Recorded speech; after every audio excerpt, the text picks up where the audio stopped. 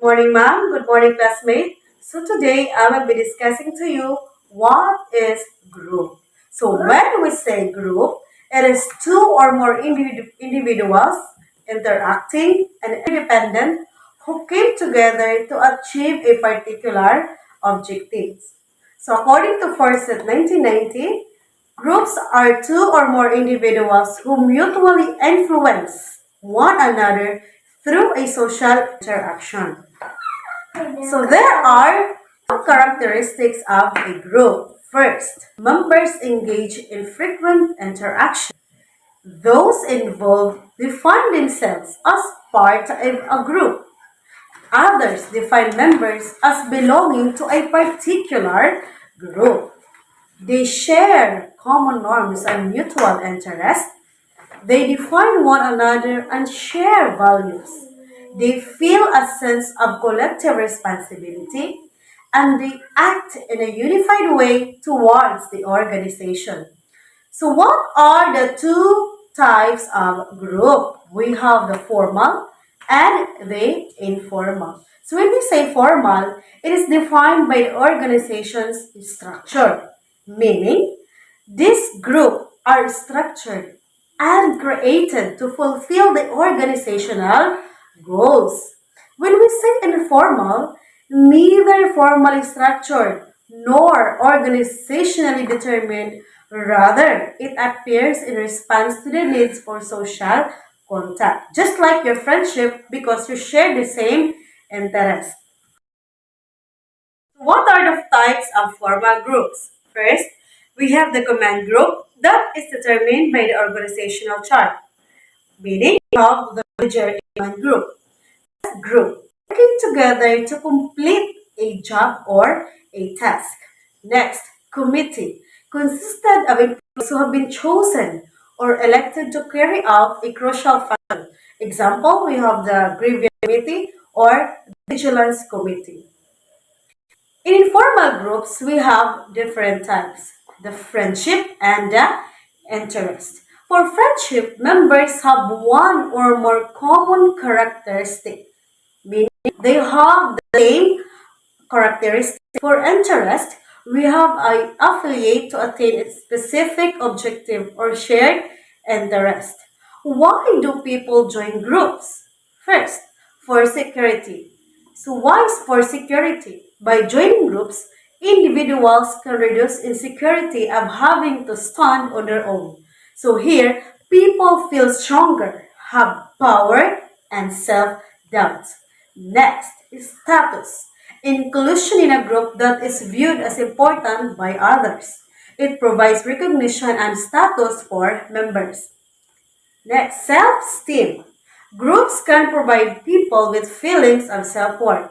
That is addition to convey status to those outside the group. It can increase feeling of self-worth to the group members. Groups can fulfill social needs. Here, people enjoy the regular interaction that comes in group membership.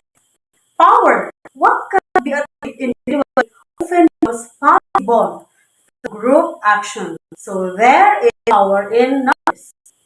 Goal achievement. Sometimes it takes more than one person to accomplish a particular task. So called full talent, knowledge, or power. So what are the different stages of group development? We have five stages of group development. The forming, storming, adjourning, knowing, and performing.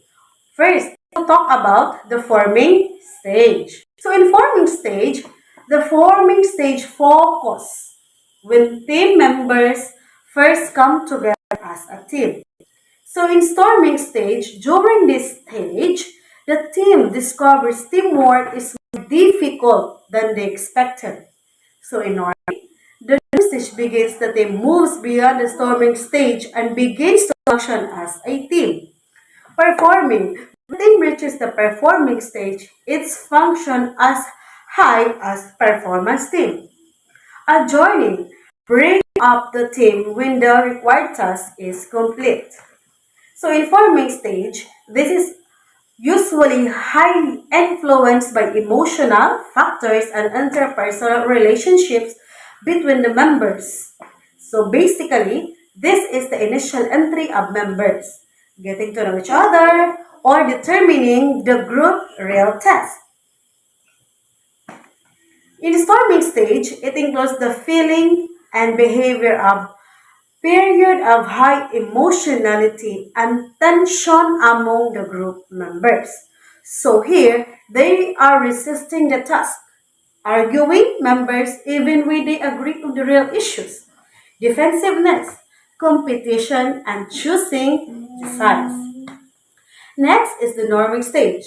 So in norming stage, people feel part of the team. They realize that they can achieve work if they accept the view of others. So here, there is an ability to express criticism constructively, acceptance of members in the team, and more friendliness, confiding in each other, and sharing also personal problems.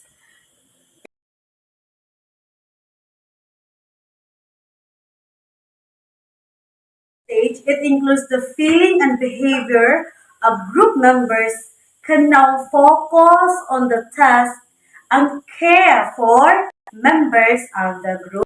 So here, members have insights into personal and group process and better understanding of each other's strength and weakness close to the team.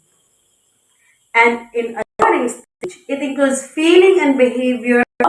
The team conducts an assessment of the year and implements a plan for transitioning roles and recognizing members' contribution. So here, members are able to band when its work is finished, willing to work together in the future.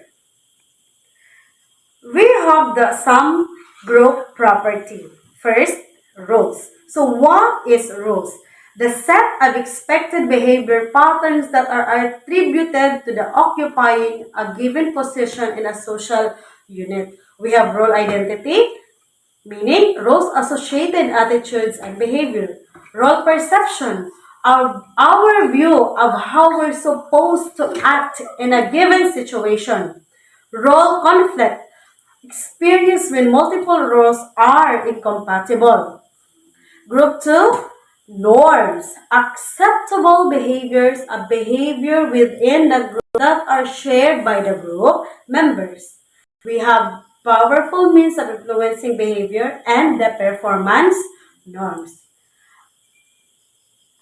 Deviant workplace behavior. It is also called the antisocial behavior, meaning these are voluntary behavior that violates significant organizational norms and in doing so threatens the well-being of the other organization, its members. Usually, it is flourished when supported by the group norms. People are in groups. And next is the status. Status is socially defined position or rank given groups or group members by the others. It is usually determined by the power of a person wields over others. Also, the ability to contribute a group goals and an individual personal characteristic. So here, high status members often have freedom to deviate from norms. Also, they are better to resist conformity pressures. Next is the group size. So when we say size,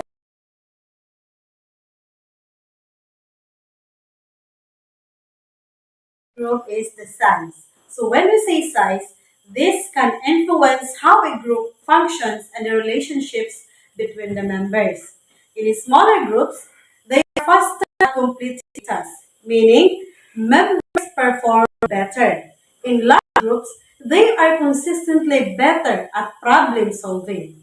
When we say social loafing, it is a tendency to expend less effort working in a group as individuals. So what are causes of social loafing? First, we have equity theory or an equal distribution of work.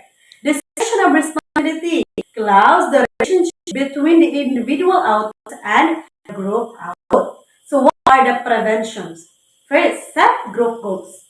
Increase in group competition.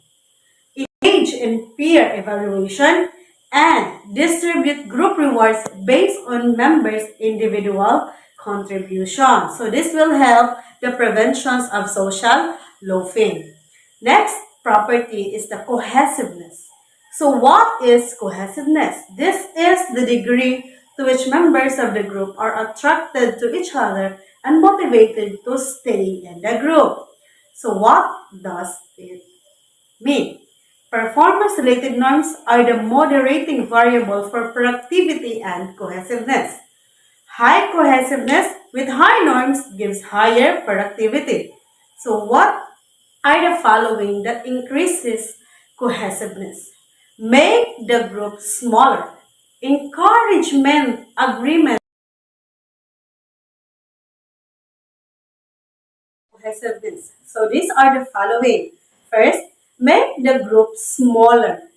Encouragement with the group goals. Increase the time spent together. Increase the status and perceived difficulty of the group members. Stimulate competition with other groups. Give rewards to the group rather than individual members. Physically isolate the group members. So what is group decision making? Its strength. So this generates more complete information and knowledge of diversity of views. It increased acceptance of a solution. What is the weakness of group decision making? Talks longer, conformity of pressures, decisions can be dominated by one of your members, ambiguous responsibility for the final outcome. So we have the different types of group decision making techniques. First, brainstorming. Next, nominal group technique, Delphi technique, devil's advocacy, fishbowling, and the didactic interaction. First, we have the brainstorming. So what is brainstorming? So when we say brainstorming, it is by far the most widely used tool to stimulate creative thinking. So it was developed by Alex Osborne. It aims to generate a pool of ideas in a judgment-free environment. So what are the steps of brainstorming? Brief idea about the topic is given. Ideas, solutions, options are asked from all the team. Criticism of ideas isn't allowed. All ideas, no matter how wild, are encouraged or they are accepted. Every participant should try to build or combine the ideas of others. Next is the nominal group technique. So what is nominal group technique? It was initially conceived by Andrew H. Van de Ven and Andrew L. de Beck in their 1975 book Group Techniques for Program Planning. So nominal group techniques, the members here make a list of their ideas silently and note them down. Then a decision is made from those ideas. Criticism is not allowed. It is a very effective method for solving a crucial problem from various perspectives. Next, we have the Delphi technique, which is developed by Norman C. Delkey and is associated at Rand Corporation. The communication takes place through emails or other methods via questionnaires, meaning you're not going to see each other physically but through email. From various locations, the members send their responses. Since the members are not physically present in that group, so they can give their reaction independently without getting influenced by others because they are far. Takes a lot of time to form a decision. Next is the devil's advocacy.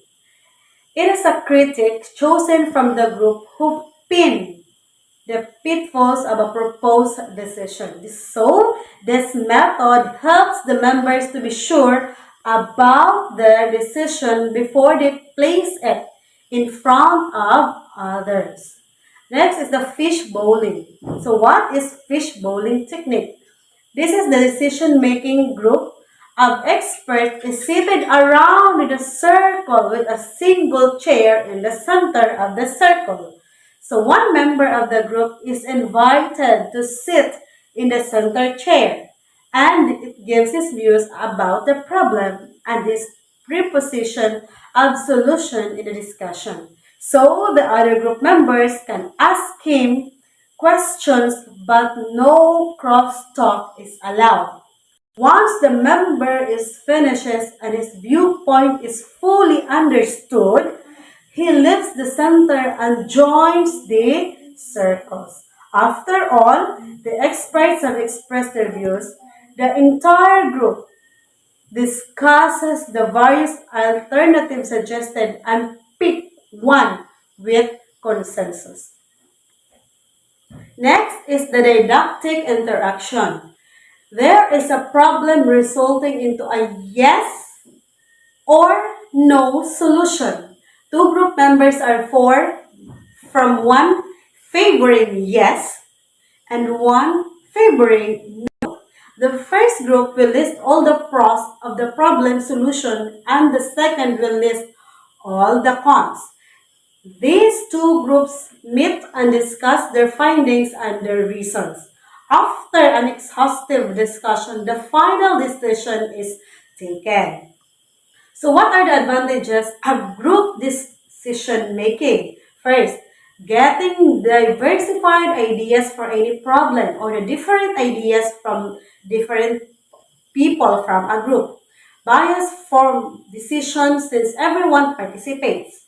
Easy to implement and anonymously taken decision. Respects individuals' contribution and democracy. So if there is an advantages, we have also the disadvantages of group decision making. First, time consuming, pressure of conformity, self-interest of the members.